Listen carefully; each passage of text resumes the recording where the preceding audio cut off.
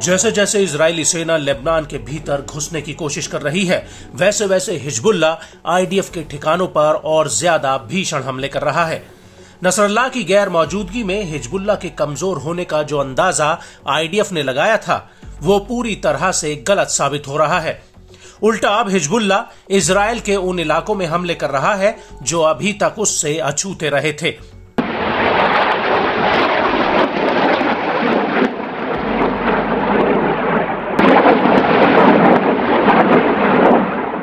जी हां, हिजबुल्ला ने अब दक्षिणी हाइफा के बिन्यामिना पर एक ड्रोन अटैक किया है, जिसमें 4 सैनिकों की मौत हो गई है, जबकि दर्जनों से ज्यादा सैनिक घायल हुए हैं।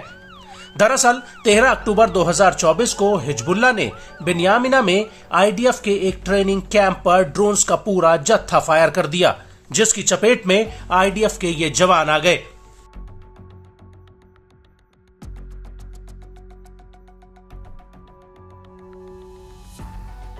इजराइल के मेडिकल इमरजेंसी सर्विस के मुताबिक इस हमले में कम से कम 61 सैनिक घायल हुए हैं।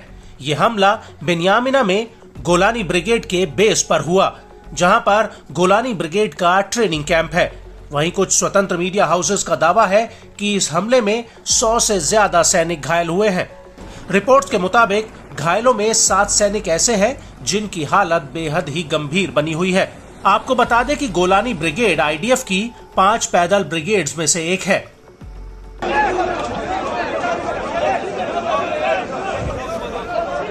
इस हमले को लेकर टाइम्स ऑफ इजराइल ने कहा कि शुरुआती जांच में पता चला कि 2 ड्रोन हिजबुल्ला ने दागे, जो समुद्र से होते हुए इजरायली हवाई क्षेत्र में घुसे। ये दोनों ही ड्रोन मिरसाद ड्रोन्स थे, जिन्हें ईरान में अबाबिल टी के नाम से जाना जाता है। इजरायली मीडिया के मुताबिक हिजबुल्ला का एक drone IDF air defence system को भेदने में कामयाब रहा और फटने से पहले उसने बिन्यामिना बेस पर एक मिसाइल फायर की। इसको लेकर हिजबुल्ला ने कहा कि बिन्यामिना बेस पर जो ड्रोन घुसा वो उन कमरों में जाकर फटा जहां पर दर्जनों आईडीएफ के अधिकारी, वरिष्ठ अधिकारी और जवान मौजूद थे। ये सभी लेबनान पर हमला करने की तैयारी में लगे थे।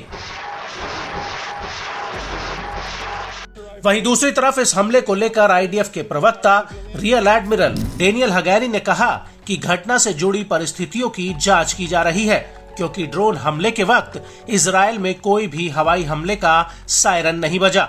आईडीएफ का इस घटना पर पूर्ण परिचालन नियंत्रण है। हम इसकी जांच करेंगे कि बिना चेतावनियों के ये ड्रोन कैसे घुसा और बेस पर आकर गिरा। युद्ध की शुरुआत से ही इजरायल ने ड्रोन खतरों का सामना किया है। हमें इससे बेहतर सुरक्षा प्रदान करने की जरूरत है। हम घटना की जांच करेंगे, इससे सीखेंगे और सुधार करेंगे।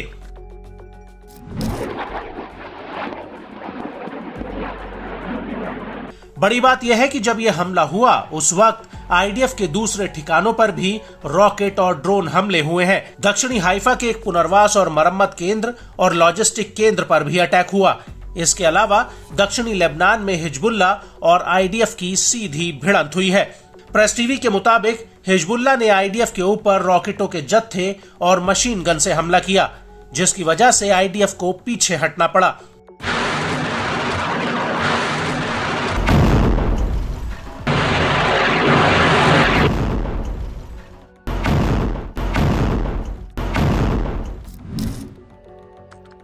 हिजबुल्ला का कहना है कि हिजबुल्ला के लड़ाकों ने 5वीं बार आईडीएफ के जमावड़ों को मनारा सेटलमेंट्स में रॉकेटों के जत्थे से निशाना बनाया।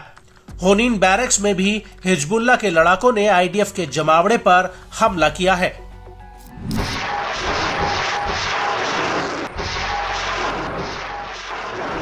हिजबुल्ला का यह भी कहना है कि जब कफार किला कस्बे के फातिमा गेट के पास आईडीएफ का काफिला गुजरा तो उस पर भी रात करीब 10 बजे भारी गोला बारूद बरसाया गया। इसके अलावा एता अल शहाब में भी इजरायली सैनिकों पर भीषण हमला किया गया। यहां पर हिजबुल्ला के लड़ाकों ने आईडीएफ के ऊपर मशीन गन, रॉकेट्स और गोला बारूद बरसाए।